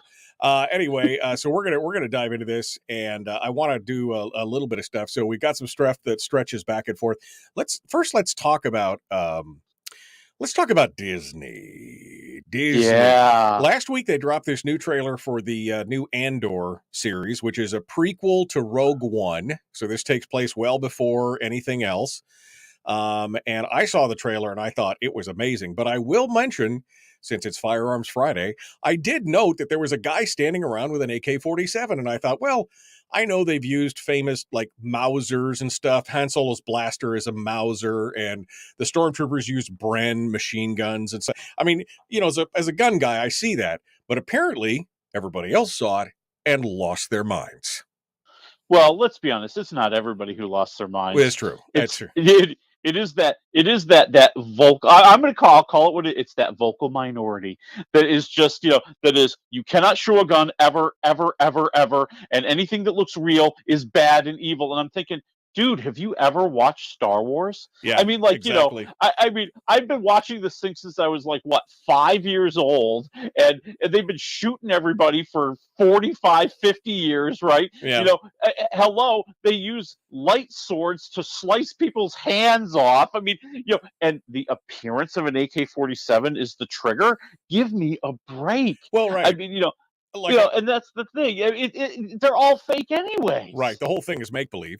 And Star Wars has always done this. Like I said, the Stormtrooper rifles are Sten machine guns without the magazines in them. There was a MG42 German-made machine gun is one of the predominant. There's guns everywhere. Sometimes they attach stuff to them. They make like Han Solo's pistol, you know, but they're fake. It's all fake guns. I mean, it is what it is. And these people are losing their minds. Apparently, they didn't see all the Avengers movies where the bad guys had guns and machine guns and stuff like that. You know, Captain America. That's bad. But, you know, all this stuff, anyway, it's insane. Well, and what do they really want? I mean, seriously, do they want Obi-Wan Kenobi to be facing off with Darth Vader, and Obi-Wan's like, we shall play pickleball to solve our disagreements. We're going to play tiddlywinks with manhole covers with the Force. We're going to do that, and whoever gets it further is going to... No, it's just more stupidness. You know, and like you said, it's a vocal, woke minority that just... You know, everything's bad. Everything's bad. We'll find whatever you do. But Disney, you know, they don't respond. I'll tell you what they do respond to. How do we make more money? Oh, I see. We're just going to put this new ad tier in. And oh, by the way, apparently your Disney Plus is going to go. I'll be honest with you. I'm considering whether or not I should cancel my Disney membership at this point, simply because I've been waiting for a couple of these shows, but it's going up a lot from what I understand. Hit me with it. Yeah, it really is. I mean, you know, this is Disney's gift to the world this holiday season. On December 8th, they will be premiering their ad-supported version of Disney Plus, and you'll spend $7.99 a month for that. And those of us who are subscribers are going, hey, wait a minute. I pay $7.99 now. Exactly. And I don't get advertisements. Well, guess what? Starting December 8th, we get the pleasure of spending $10.99 to not have ads. I'm like, wow, you guys, you never miss a trick here. You never miss it. So yeah, I mean, I don't use Disney Plus hardly at all, except for when I'm like binge watching The Mandalorian or something like that. I still haven't finished. I haven't watched Kenobi yet. There's some things I got to catch up on, but yeah, I mean, I don't know if it's worth. I mean, $11 a month doesn't seem like a lot, but at the same time, it's kind of chaps my backside. Oh, it totally does. Because here's the thing: it really does smack of greed. I mean, like, you know, Disney, right? They've got Disney Plus. Their Hulu is under this umbrella. Their ad-supported tier is going up, and their no ad version is going up on October 10th. They have ESPN Plus. That's going up as well. And why? Because, you know, I'm looking at this. What was the other announcement they made this week? Oh, we just topped 152 million subscribers. Right. We're doing great. Matter of fact, and they love to do this trick. They like to combine the Hulu, ESPN Plus, and Disney Plus subscribers to act as if like this is the one network. And that hit 221 million. And they wanted to point out that's more than Netflix's 220 million. Sure, you know, and you figure that they pop each one up $3 or $4, and all of a sudden they're in the money. Now we're talking about $750 million increase. Yeah, I mean, it does. It just smacks of money. I mean, at what point does the streaming services end up costing you what cable used to cost you? You know what I mean? We're already there. Yeah. If you start adding all these things up, you're almost at a cable bill. Matter of fact, I bet you could argue that you are at a cable bill if you included, like, you look at Discovery Plus, you look at like BBC, they have a streaming thing. AMC Networks has a streaming thing. Yeah, Hulu, ESPN Plus, Netflix, you know, what else? Paramount Plus, right? Peacock Network. You add all this stuff up, you know, even what does Fox have? They have like what, Tubi or something? I mean, like, you add all this stuff up, you're hitting a cable bill. Yeah. That's what everybody's been trying to avoid. Yeah, well, and it's interesting now, HBO has announced this week that HBO Max is going to become something else, and they're combining it with Discovery Plus, which is like my wife's favorite network. She watches all the true crime and the paranormal and all the stuff on there, and now they're going to combine it, cut a bunch of stuff out, shut some stuff down. The consolidation wars have now begun.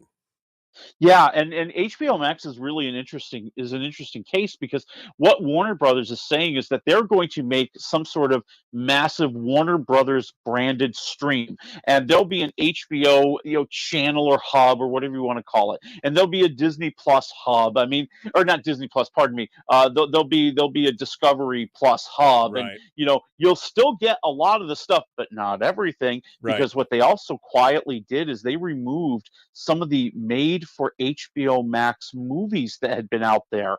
They took them off the stream as they're getting ready to make this move. Yeah, and they shut down a bunch of stuff, and I mean, who knows what it's going to go. I guess we'll take what we can get.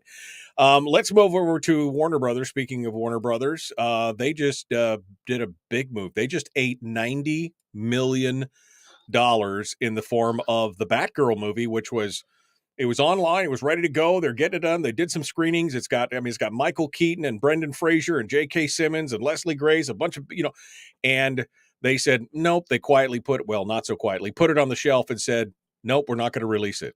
What is going on? This one blows my mind. They are trying to argue that because of this new move by HBO Max and moving it under this Warner Brothers umbrella, that we just can't play the Batgirl movie on HBO Max because it doesn't fit our current strategy.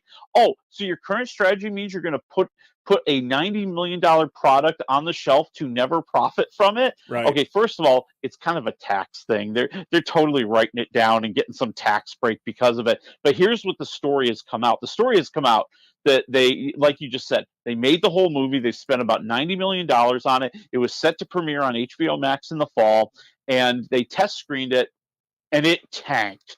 I mean, historically tanked beyond tanked. So dreadful that they literally did not think that they would ever be able to make another Batgirl movie again. I'm not saying they would never be able to make one with the current star. No, they thought that it would destroy the product so badly, nobody would give them a second chance to make another one. Wow, it's like a Fantastic Four thing, right? You just keep. That's exactly what I was thinking about. That historic, Fantastic Four movie that was made under the Marvel banner years ago. What was it, like the late 80s, early 90s, and was so horrible they ditched it and they put it in a back room someplace, and it kind of is out there. You can see some of it on YouTube and things, But that's exactly what it reminded me of just a disaster of just disaster proportions. Well, I mean, what's bigger than a disaster? An apocalypse? Yeah, an apocalyptic disaster, which might be what's hitting The Flash. Speaking of the Warner Brothers universe, The Flash, Ezra Miller, he's the actor that was in The Flash. He was in, or not The Flash, but in Justice League and everything else, and he's talking about his new standalone movie. But this kid just keeps getting in trouble time after time, and it just keeps getting worse. Oh yeah, all sorts of trouble, and having these things happening concurrently is really what's kind of highlighting the problems that they have. In the case of Batgirl, they're getting rid of that movie. I mean, I don't think there's any harm putting it on HBO Max. They say they can't put it in theaters because, well, it was really made for the stream and it wouldn't look right, and it wouldn't have the right special effects and all that kind of stuff, right? Right. Well, then everybody said, well, how can you put out the Flash movie in theaters when Ezra Miller has, okay, now let me just go through the list here. This week, he was charged with felony burglary in Vermont because he stole a bunch of bottles of alcohol from some person's home. Allegedly they have him caught on a surveillance camera or something. He wasn't even a guest at the party, or something crazy happened, right? Then, in April, he was arrested in Hawaii. He was booked on suspicion of second-degree assault because he got he basically broke into somebody's house, and he was asked to leave the residence, and he got into a fight with one of the women there. Oh, and then in March, the month before that, he was at a bar in Hawaii, and there he got busted for disorderly conduct and harassment because, I guess they were doing karaoke and things got a little out of hand. Oh, And then here comes the coup de grace. He's also been accused of abusing several women around the globe, including choking a woman in Iceland. Oh, and there's the allegations of him possibly running a cult and grooming young women. All, and I'm going to say allegedly, because I don't want to get sued. Yeah, okay. And Johnny Depp lost Captain Jack Sparrow over something. Anyway, no, this is insane. So they're in big trouble. They're in big trouble. All right, I want to get off the news because I got two movies that I want to talk about here. We got a little time, but not too much. I want to talk a little bit about Bullet Train, which is Brad Pitt's new movie. Takes place on a bullet train from Tokyo to Kyoto. I watched the trailer. I was laughing in the trailer. It looks amazing, but tell me how it is. Oh no, it is really, really, really good. I mean, this is that Quentin Tarantino kind of a movie here where it's just got the hip dialogue. It's got all sorts of quirky characters. It's got the the snarky dialogue. The reactions to horrific things with a sense of humor, right? And Brad Pitt is just hilarious. And like you said, he's just on this train from Tokyo to Kyoto, and he thinks he's got the easiest job ever. He just has to swipe a briefcase full of cash. Well, usually he's an assassin. This couldn't be so bad, except everywhere he turns, all throughout the train, every assassin you can imagine is also trying to do the same thing. And it's fight after fight after fight. And I don't care who you are. I think Brad Pitt is maybe one of the funniest guys in movies right now. Oh, yeah. I mean, just the deadpan delivery. He just has such great timing. He does great physical comedy, and all that's on display here. Yeah, it gets kind of cartoonish, but you're in for that. I mean, you knew that getting in. If you thought this was going to be realistic, you went to the wrong movie. I'm going 3 waffles. I watched Kill Bill. I know about cartoonish. Exactly. And Brad Pitt's one of my favorite roles is him in the Guy Ritchie film Snatch, where he plays the pikey gypsy. And I mean, that is just the same kind of stuff. It's amazing. All right, 3 waffles. I can't wait to watch this one. The other one we've been asking you to is Everything Everywhere All at Once. Michelle Yeoh, you got about a minute and a half. Give me the rundown here.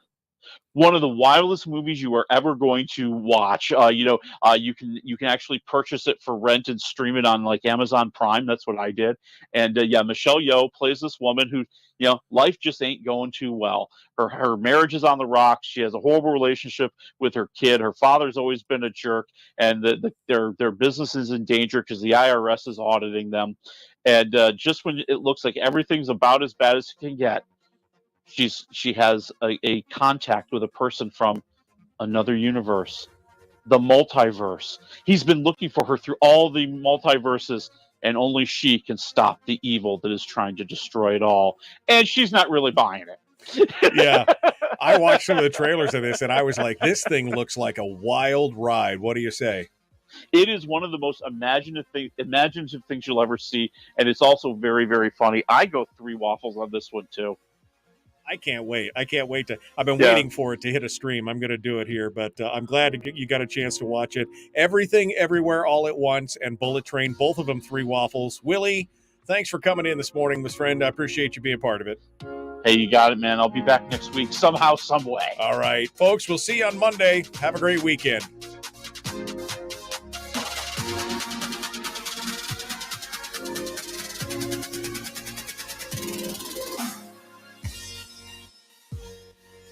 All right, my friend. I mean, anything else you want to say about we didn't have a whole lot of time there. We got stuck on the streaming stuff. But what do you say? I mean, is it? Oh yeah. I heard it was like mind blowing. That was kind of the premise and the way they portrayed it. It was amazing. Oh yeah, and what really makes it work? I mean, I think there are 2 things that really make it work. The first one is Michelle Yeoh. I mean, we know she is a bona fide action star, and kind of playing this normal woman who suddenly has to call upon these skills that she did not know she had. Is fun to watch, and she does a great job with that. And the person who steals the movie is Jamie Lee Curtis, who shows up as the IRS agent that's trying to shut down her business. Oh my God. Yeah, I saw a picture of her and I was like, wow. And then you got Short Round, right? The guy from the Goonies and the Temple of Doom. He's her husband, right? Am I right on that?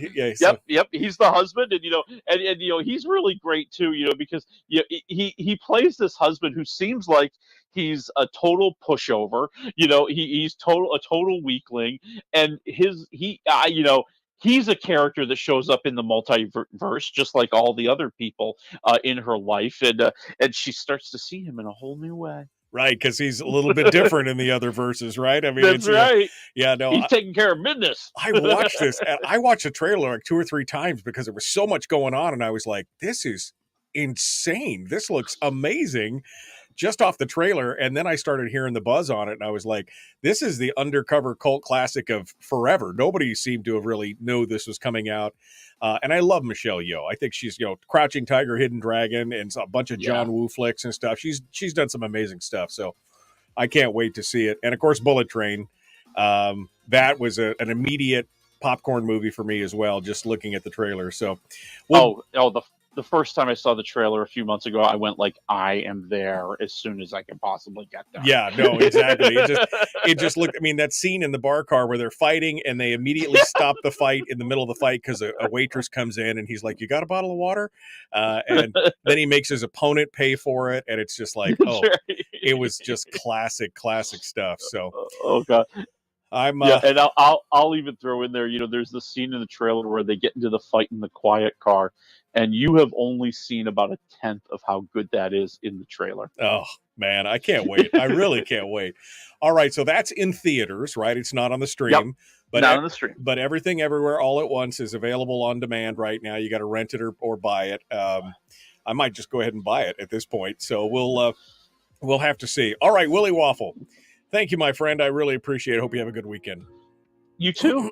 All right, folks. I really mean it this time. I'm going. I'm leaving you, sweet lips. We'll see you on Monday. Be kind, live well, and love one another. We will see you then. Have a great day.